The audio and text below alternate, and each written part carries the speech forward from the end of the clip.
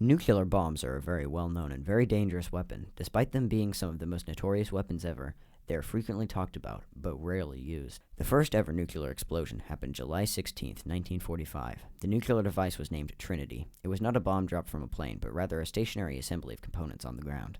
The bomb consisted of 98 tons of regular high explosive spiked with plutonium isotopes. This explosion compressed the 13-pound plutonium core, which caused it to undergo fission. On the atomic level, fission happens when matter is pushed so close together that a neutron in the nucleus of an atom touches the nucleus of a neighboring atom. That causes the atom to basically explode and send neutrons from that atom into the nucleus of another neighboring atom. That causes a chain reaction that repeats until the bomb reaches criticality. Criticality means that there are so many neutrons flying around that it is basically impossible for them not to collide with more atoms. The Trinity explosion produced a yield of approximately 24 kilotons of TNT. However, this explosion was not as well documented or well known as the one at the Japanese city of Hiroshima. This is Hiroshima in 1945. It is about to be nuked with an atom bomb called Little Boy as an attack from the United States. Little Boy was made as part of the Manhattan Project, the United States nuclear weapons project that included Little Boy and Trinity. Little Boy was the second ever nuclear explosion in history. The Manhattan Project was top secret. Parts of the bomb were manufactured at 3 different plants, so nobody knew completely what they were making. The bomb was dropped from a B-29 bomber flying at around 31,000 feet. The bomb weighed about 1,500 pounds. It contained a core made up of uranium. It fell for almost 45 seconds and then detonated before hitting the ground at around 1,500 feet. Inside of the bomb, a regular, although still very powerful explosive detonates, which fires a piece of uranium into a second piece of uranium, which causes the now combined mass to undergo fission and reach criticality. But, since this bomb is pretty bad, out of the 140 pounds of uranium in the bomb, only about 2 pounds of it underwent fission. In fact, of the part that underwent fission, only 700 milligrams, less than 1/3 of a penny, was turned into pure energy. Nonetheless, this reaction creates tremendous amounts of heat and pressure, equal to about 30 million pounds of TNT. This entire process takes place in less than a second. The burst temperature is estimated to reach almost 2 million degrees Fahrenheit, which ignites the surrounding air. In the first second, the fireball expands to 900 feet. The blast wave shatters windows for around 10 miles, and it can be felt as far away as 37 miles. The fires lit by the wave of immense heat produce a firestorm that incinerates everything within about 4.4 miles of ground zero. After 10 minutes, the mushroom cloud had risen to 60,000 feet. For perspective, the average passenger jet flies at around 30,000 feet. The highest a commercial airliner has ever flown is 60,000 feet, the same height as the cloud. The blast killed more than 1/3 of Hiroshima's population. Around 150,000 people died. Hiroshima was bombed on August 6, 1945. However, it was selected 8 months prior in April of 1945. It was selected to test the effects of a nuclear bomb on a pristine civilian city. After the bombing, Japan showed no signs of surrender, so the United States decided to bomb them again. The next explosion took place on August 9, 1945, 3 days after the bombing of Hiroshima. This time, a bomb was dropped on the city of Nagasaki. The bomb, named Fat Man, was dropped from a B-29 bomber once again, this time piloted by Charles W. Sweeney.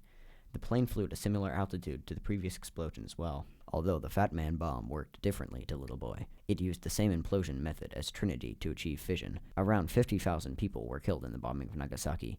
Although Nagasaki wasn't the original target of the attack, the bomb was originally planned to be dropped on the city of Kokura, but fortunately for Kokura, smoke from the burning city of Yahata, which was bombed by the United States the previous day, obscured the city so much that they had to divert to the backup plan of Nagasaki. When they arrived at Nagasaki, however, it was obscured by clouds.